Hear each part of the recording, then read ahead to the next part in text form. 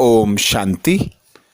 आज दिनांक 8 जून 2022 बाबा ने महावाक्य में हम बच्चों को जो वरदान दिया, वरदान का मनन कर उसका स्वरूप बनेंगे। बाबा वरदान में बोले, योग के प्रयोग द्वारा हर खजाने को बढ़ाने वाले सफल तपस्वी भव। आज बाबा हम बच्चों को सफल तपस्वी भव का वरदान दे रहे हैं। वरदान में बाबा कह रहे हैं, योग के प्रयोग द्वारा हर खजाने को बढ़ाने वाले सफल तपस्वी भव। डिटेल में बाबा कहते, बाप द्वारा प्राप्त हुए सभी खजानों पर योग का प्रयोग करो। खजानों का खर्च कम हो और प्राप्ति अधिक हो, यही है प्रयोग। जैसे समय और संकल्प श्रेष्ठ खजाने हैं, तो संकल्प का खर्च कम हो लेकिन प्राप्ति ज़्यादा हो। अर्थात बाबा आज हमें खजानों को खर्च कम कर प्राप्ति ज़्यादा करने की युक्ति बता रहे हैं।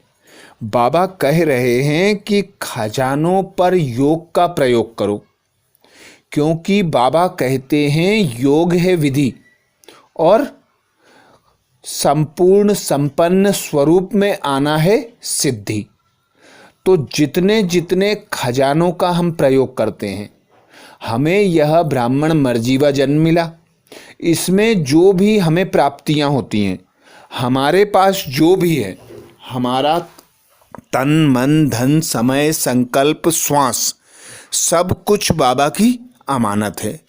तो बाबा श्रीमत देते कि सर्व खजानों से भरपूर बनने के लिए, सर्व खजानों को बढ़ाने के लिए कम खर्च वाला नसीन बनो।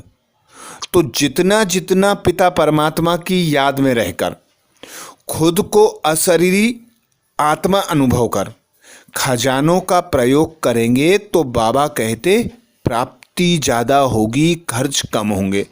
और तुम बच्चे जितना खर्च कम करोगे, उतने उतने भरपूर संपन्न संतुष्ट अर्थात खजानों को बढ़ा लोगे, जमा का खाता भरपूर कर लोगे।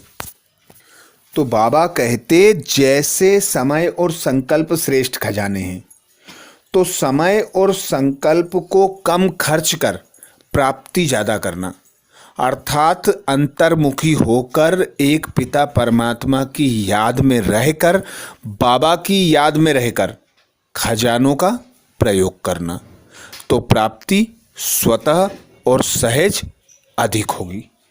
आगे बाबा कहते, जो साधारण व्यक्ति 2-4 मिनट सोचने के बाद सफलता प्राप्त करते हैं, वह आप 1-2 सेकंड में कर लो। कम समय कम संकल्प में रिजल्ट ज़्यादा हो, तब कहेंगे योग का प्रयोग करने वाली सफल तपस्वी आत्मा।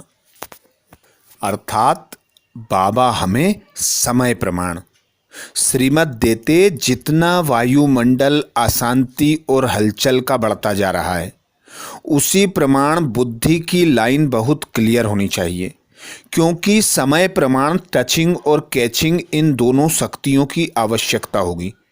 इसे बढ़ाने के लिए बाबा कहते, इकोनॉमी वाले बनो। एक बाप दूसरा ना कोई, इसको कहते हैं एक नामी। सदैव हर बात में एक का ही नाम लो। इकोनॉमी संकल्पों की, समय की और ज्ञान खजानों की चाहिए।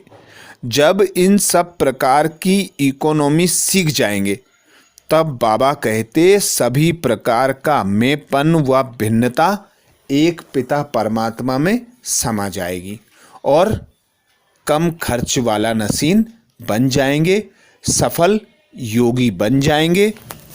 क्योंकि जब हम बाप से प्राप्त खजानों को योग का प्रयोग कर उपयोग करते हैं, तो वह स्वतः और सहज हमारे चाल चलन, चेहरे, नैन, संकल्प, बोल सब में प्रत्यक्ष होते हैं। तो बाबा कहते, योग के प्रयोग करने से ही तुम सफल तपस्वी बन जाते हो। स्लोगन में बाबा कहते, अपने अनादि आदि संस्कार स्मृति में रख सदा अचल रहो। अपने अनादि आदि संस्कार स्मृति में रख सदा अचल रहो।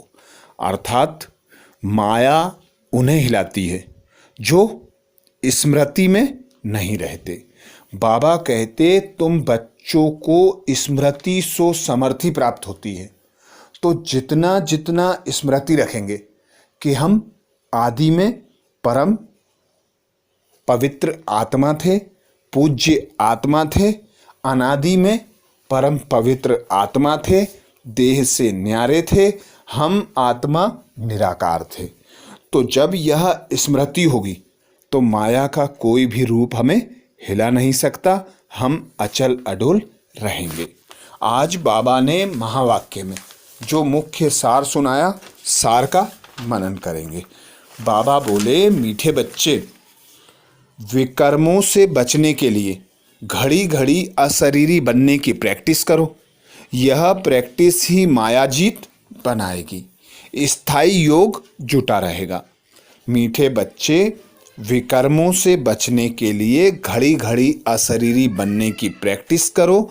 यह प्रैक्टिस ही मायाजीत बनाएगी, स्थायी योग जुटा रहेगा। प्रश्न किया बाबा ने, कौन सा निश्चय यदि पक्का हो तो योग टूट नहीं सकता? कौन सा निश्चय यदि पक्का हो तो योग टूट नहीं सकता? उत्तर में बाबा कहते, सतयुग त्रेता में हम पावन थे, द्वापर कलयुग में पतित बने, अब फिर हमें पावन बनना है। यह निश्चय पक्का हो तो योग टूट नहीं सकता, माया हार खिला नहीं सकती।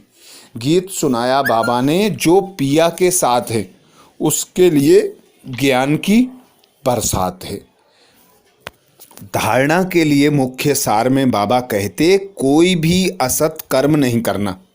मौत सामने खड़ा है, कयामत का समय है, इसलिए सबको कब्र से जाना है, सबको कब्र से जगाना है, पावन बनने और बनाने की सेवा करनी है। कोई भी असत कर्म नहीं करना है, मौत सामने खड़ा है, कयामत का समय है, इसलिए सबको कब्र से जगाना है, पावन बनने और बनाने की सेवा करनी है। दूसरा पॉइंट बाबा कहते, इस छीछी दुनिया में कोई भी कामनाएं नहीं रखनी है। सबके डूबे हुए बेड़े को सैल्वेज करने में बाप का पूरा मददगार बनना है। इस छीछी दुनिया में कोई भी कामनाएं नहीं रखनी है, सबके डूबे हुए बेड़े को सैल्वेज करने में बाबा का मददगार बनना है। आज बाबा ने महावाक्य में मातेश्वरी जी के महावाक्य रखे, जिसमें मातेश्वरी जी ने अटेंशन खिंचवाया, कांटों की दुनिया से ले चलो फूलों की छाँव में। अब यह कौन कहता है और किसको कहता है? तो आत्मा अपने पिता परमात्मा के लिए कहती है।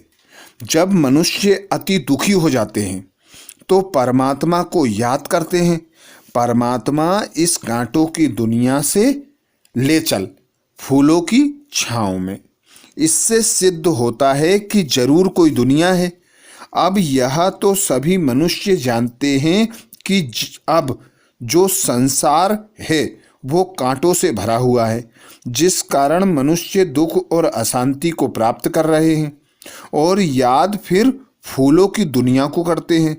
तो जरूर वो भी कोई दुनिया होगी जिस दुनिया के संस्कार आत्मा में भरे हुए हैं। अब यह तो हम जानते हैं कि दुख अशांति यह सब कर्म बंधन का हिसाब किताब है। राजा से लेकर रंक तक हर एक मनुष्य मात्र इस हिसाब में पूरे जकड़े हुए हैं।